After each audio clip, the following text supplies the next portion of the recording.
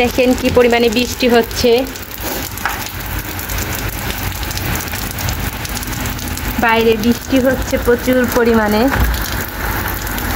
এই বাইরে যাও না পিকলো,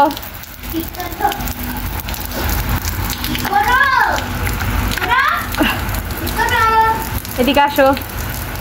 কাপড় চোপড়গুলা ভিজে গেছে, জিহানকে স্কুলে নিয়ে আসতে গিয়া কাপড় চোপড় ভিজে গেছে, দরজা লাগিয়ে দিলাম, না হলে পানিতে এসে পুরা ভিজে যাবে। আর আমি আপনাদেরকে একটা জিনিস দেখাচ্ছি, এই যে হচ্ছে গরুর মাংস। লাইটটা একটু জ্বালাও তো জিহান। আর এইখানে হচ্ছে কি বলেন তো, এটা দেশি চালের গুঁড়া, এটা আমি অনেক আগে ভিজিয়ে রেখেছি।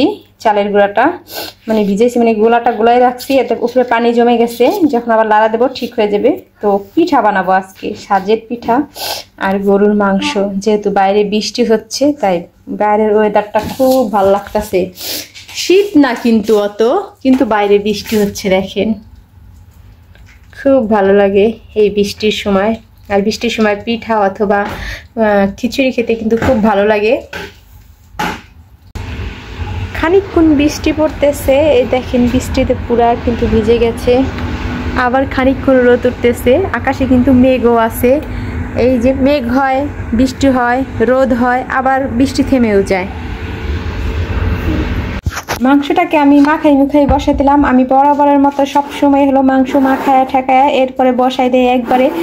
আর খুব কম সংখ্যকে আমি মশলাটাকে ভেজে এরপরে মাংস রান্না করি, কষাই আর কি। আর আমি বেশিরভাগই মাংস, যে কোনো মাংসই আমি মাখায়া হাতের ছোঁয়া দিয়ে মাখায়া রান্না করতে পছন্দ করি বেশি। যে যার মতো করে রান্না করে রান্না করুক, সমস্যা নেই, আমি আমার মতো করে রান্না করি।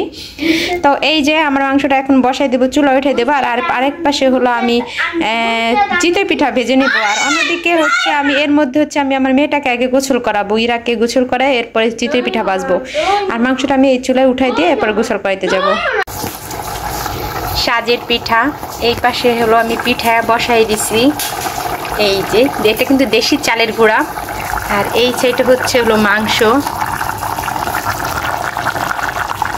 এইদিকে আমার মাংসটা হচ্ছে, এইদিকে আমার পিঠাটা হচ্ছে। এখন আমি ঢেকে দেব। এই তো ঢেকে দিলাম। বাইরে কিন্তু বৃষ্টি কেমন লাগে বলেন তো, এই মেঘ, এই বৃষ্টি, এই রোদ, এই আবার মেঘ।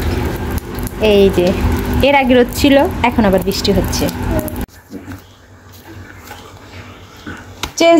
ডিসিশন চেঞ্জ করলাম, কারণ ওই আটাগুলাতে সাজের পিঠা হইতেছিল না। পরে কি করব, মাংস যেহেতু রান্না করছি, বৃষ্টি যেহেতু নামছে, পরে এই দেখেন এই রুটিগুলা বানাইছি। আর তার সাথে আরও কোনো কিছু কিন্তু রান্না করছি, এই যে চিচিঙ্গা ভাজি, তারপর আছে ডাল টমেটো দিয়ে, এই যে তারপরে হচ্ছে এই যে মাংস হইতেছে এইখানে, এখন খাবো। এই যে আমি খাবার নিয়ে বসে পড়েছি, এখন খাবো।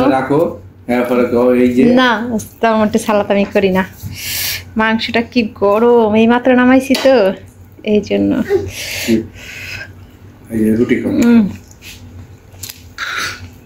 সেই স্বাদ, আসলে এত মজা হয়েছে আজকে মাংসটা।